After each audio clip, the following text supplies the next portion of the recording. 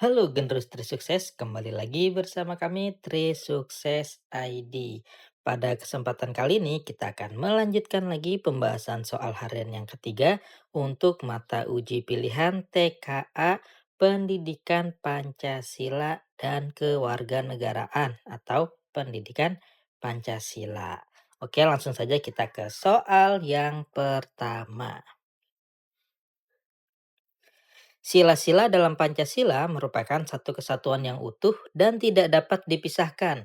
Sila pertama menjiwai sila kedua, ketiga, keempat, dan kelima. Begitu pula sebaliknya. Hubungan antar sila yang saling mengikat dan sistematis ini menunjukkan bahwa Pancasila memiliki susunan yang bersifat.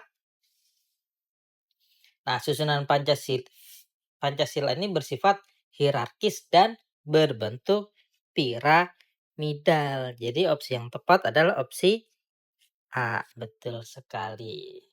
Jadi artinya sila pertama yaitu ketuhanan yang Maha Esa menjadi dasar dan menjiwai keempat sila lainnya. Nah, sila kedua didasari sila pertama dan menjiwai tiga sila di bawahnya. Begitu juga seterusnya. Nah, ini menunjukkan adanya urutan yang logis dan saling berkaitan erat, di mana sila sebelumnya menjadi landasan bagi sila sesudahnya. Oke, lanjut ke soal yang kedua. Pemerintah pusat merencanakan pembangunan sebuah proyek strategis nasional di suatu daerah yang akan melewati tanah adat milik masyarakat suku tertentu. Proyek ini penting untuk kepentingan ekonomi nasional, namun berisiko menggusur permukiman dan merusak situs-situs yang dianggap sakral oleh masyarakat adat tersebut. Dalam situasi ini, tentukan sikap yang seharusnya diambil pemerintah berdasarkan Undang-Undang Dasar 1945 dan nilai-nilai Pancasila. Jawaban benar lebih dari satu. Oke, berarti soal nomor 2 ini termasuk jenis soal pilihan ganda kompleks multiple choice, multiple answer, di mana jawaban benarnya ini lebih dari satu. Oke, dari opsi yang diberikan, maka bisa kita lihat eh, sikap yang harus diambil oleh pemerintah adalah opsi B, betul sekali, mengakui dan menghormati hak-hak masyarakat hukum adat atas tanah ulayatnya. Jadi dalam Undang-Undang Dasar 1945 pasal 18B ayat 2 secara eksplisit mengakui dan menghormati kesatuan-kesatuan masyarakat hukum adat beserta hak-hak tradisionalnya. Kemudian yang benar juga opsi C, yaitu melakukan dialog dan musyawarah dengan tokoh adat untuk mencari solusi terbaik. Nah, opsi C ini sesuai dengan sila keempat Pancasila. Nah, musyawarah untuk mufakat adalah jalan terbaik untuk menyelesaikan masalah yang menyangkut kepentingan bersama dan hak-hak masyarakat. Kemudian jawaban benar lainnya adalah opsi E, yaitu memberikan ganti rugi yang layak dan adil jika relokasi menjadi satu-satunya pilihan. Nah, kalau pembangunan harus tetap berjalan demi kepentingan yang lebih besar, maka negara wajib memenuhi hak-hak warga yang terdampak, termasuk memberikan kompensasi yang adil sesuai prinsip sila kelima. Jadi jawaban benar untuk soal nomor 2 adalah B, C, dan E. Oke, lanjut ke soal yang ketiga. Sikap etnosentrisme yaitu menganggap suku atau budayanya sendiri sebagai yang paling unggul dan merendahkan budaya suku lain. Merupakan salah satu hambatan dalam mewujudkan persatuan. Sikap ini bertentangan secara langsung dengan semangat keutuhan NKRI karena dapat.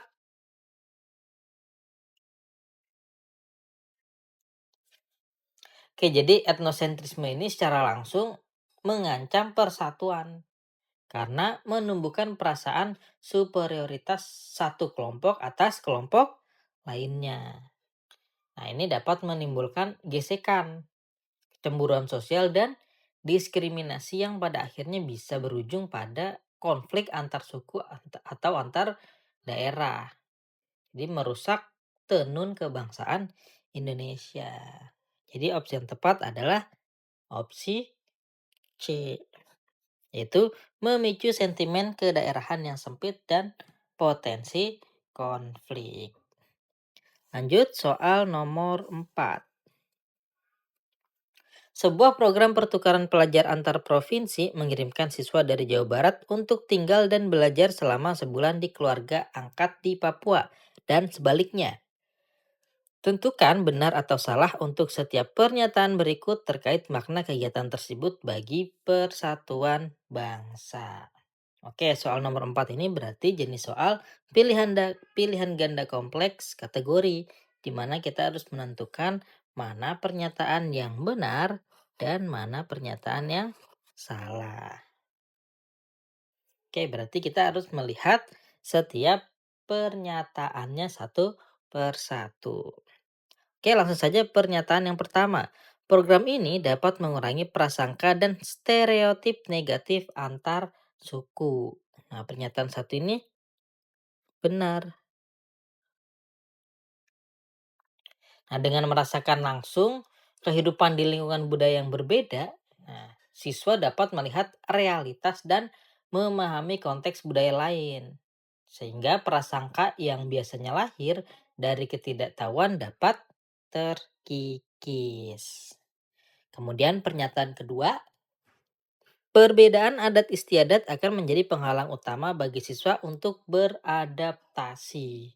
Nah, pernyataan dua ini salah. Nah, walaupun menjadi tantangan, perbedaan adat istiadat dalam program seperti ini justru menjadi media pembelajaran utama. Tujuannya adalah agar siswa belajar beradaptasi dan mengembangkan toleransi, bukan menjadi penghalang.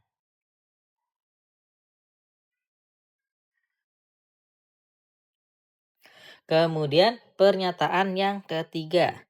Interaksi langsung seperti ini merupakan wujud nyata pengamalan Bhinneka Tunggal Ika. Nah, ini jelas. Pernyataan tiga ini benar.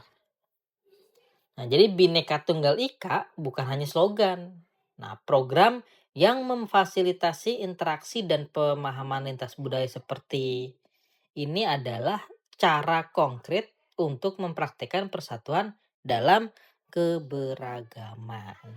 Oke, berarti soal nomor 4 ini berturut-turut jawabannya adalah benar, salah, dan benar.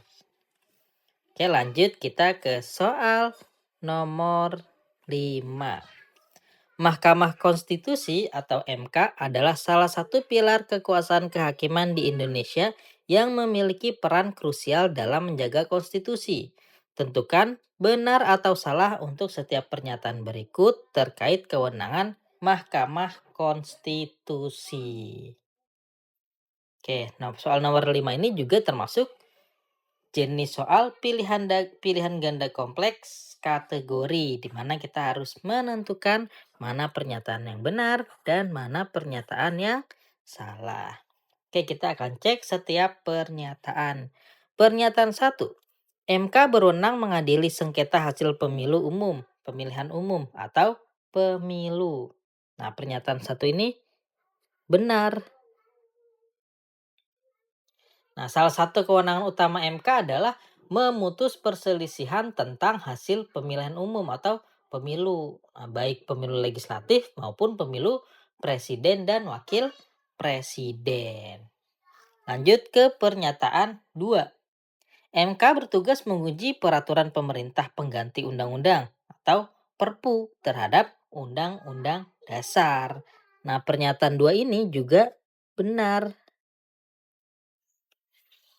Nah, kewenangan MK untuk menguji undang-undang terhadap Undang-Undang Dasar atau judicial review juga berlaku untuk Perpu, karena Perpu memiliki kekuatan hukum setingkat undang-undang. Lanjut ke pernyataan yang ketiga. MK memiliki wewenang untuk memberikan pertimbangan gerasi kepada presiden.